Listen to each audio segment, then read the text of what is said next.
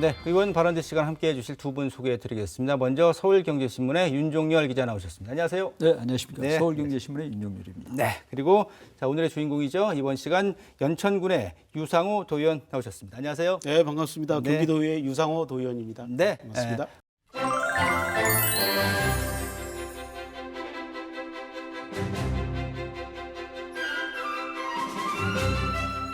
자, 말씀드린 것처럼 또 화면도 보셨지만 이 연천군이 공공기관 이전을 위해서 상당한 노력을 많이 했는데 아쉽게 지난 5월 27일 3차 공공기관 이전 관련 발표에서 선정이 되지는 못했습니다. 자, 유 의원께서 1인 시위도 많이 하시고 노력을 많이 하셨는데 좀 아쉬움이 크실 것 같습니다. 좀 어떠신가요? 정말 아쉽습니다. 네. 저 나름대로 우리 연천 군민들이 또 함께 응원해주고 또 우리 또 김광철 연천 군수도 마찬가지고 또 우리 각 시민 단체 또 공동 대표들께서 정말 이 유치를 희망을 했습니다. 그 3차 공공기관 이전을 발표를 하신 이후에 우리 그 경기 북부권 도의원 협의회 김미리 우리 회장님과 경기 도민 370만 정도 되는 도민들께서 일제히 환영을 했습니다. 네. 정말 우리 이재명 지사님 균형 발전 정책의 일환으로 경기 북부권이 많이 낙후돼 있는 부분에 있어서 네. 정말 훌륭한 결정을 하셨구나. 이렇게 지금 마음을 이제 먹고 있었습니다. 예.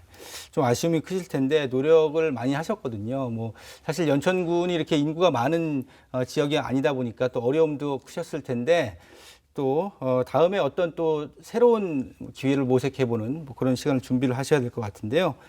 자, 어쨌든 뭐 탈락한 시군에 대해서도 좀 어떤 대책이 좀 필요할 것 같다라는 의견이 많이 있습니다. 어떻게 네. 볼 수 있을까요? 연천 같은 경우에는 특히 이제 아쉽게 탈락한 이유 중에 하나가 교통 접근성, 어떤 인프라가 좀 연약하지 않았나 이렇게 판단되는데요. 네. 그러기 위해서는 앞으로 교통에 대한 어떤 접근성 예. 이런 부분에 대한 좀 예산이 뒤따라야 될 것 같고요.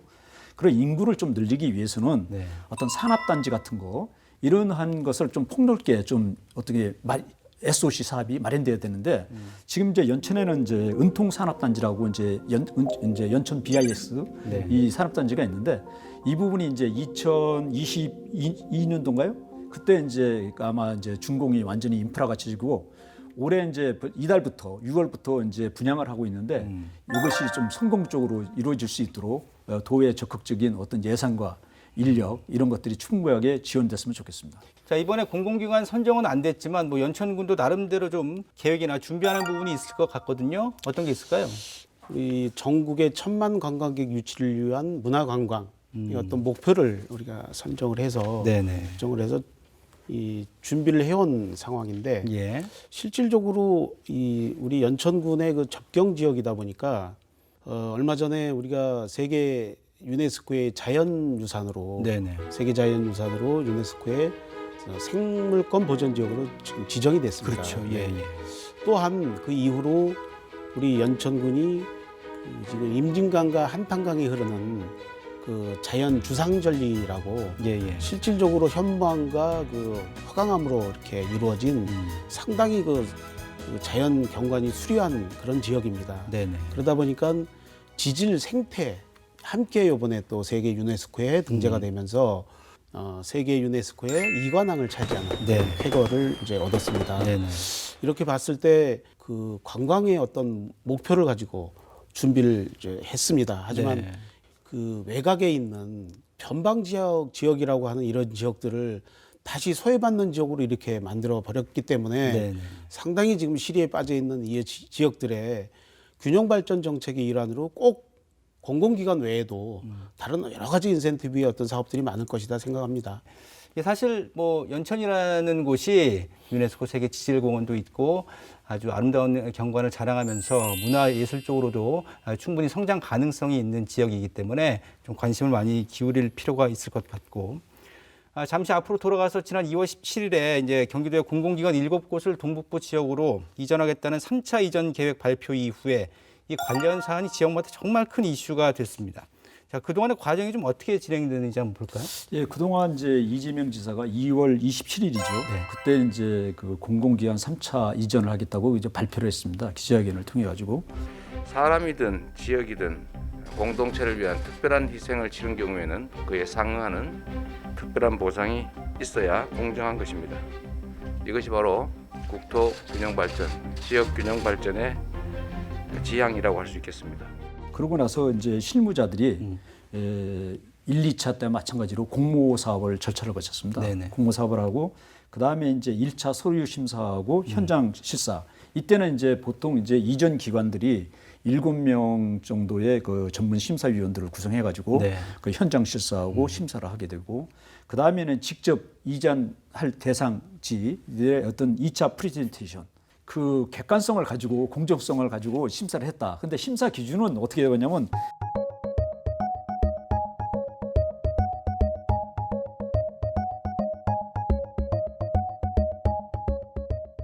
대표적으로 이제 경기도 경제과학진흥원 유치를 상당히 희망을 하셨는데 이제 파주시가 결정이 됐고 이제 이 경우는 이제 연천은 3위를 했더라고요, 최종. 이게 좀 여러 가지 선정 기준 가운데 조금 탈락한 원인을 좀 분석을 해보신다면 어떤 게 있을까요?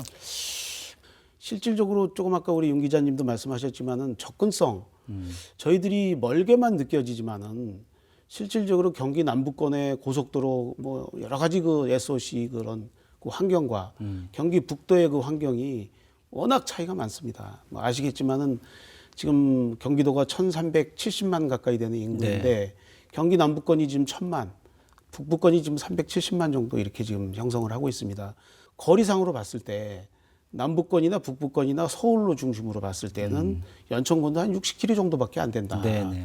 실질적으로 내년 2022년도면 우리 연천읍에 있는 군소재지까지 전철이 이제 우리가 개통이 됩니다. 네. 지금 공사를 지금 열심히 지금 하고 있습니다.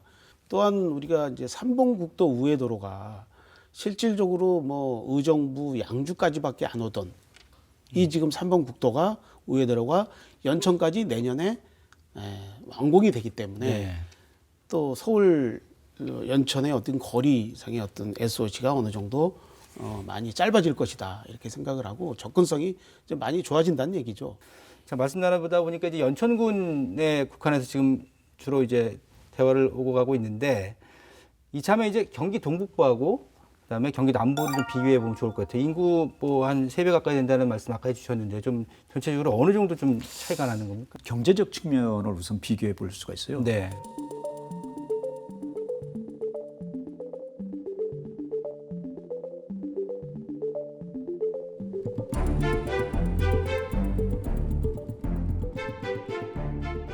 앞으로는 이제 균형 발전이란 그 큰 틀 속에서 남쪽의 그런 개발도 있지만은 북쪽에 대한 통일 지향적인 그런 SOC가 집중적으로 투자되지 않을까 이렇게 생각합니다. 예. 자, 그래서 나온 얘기가 뭐 꾸준하게 꽤 됐죠. 경기 북도를 만들자 이런 뭐 의견이 꾸준히 나오고 있습니다. 위원님께서는 이 경기 북도 신설에 대해서는 어떤 입장이십니까? 의정부부터 시작해서 이제 뭐 쉽게 우리 시군에 있는 그 도의원들은 거의 그 북도 신설을 정말로 다 지금 원하고 있습니다. 그렇겠죠. 예, 예.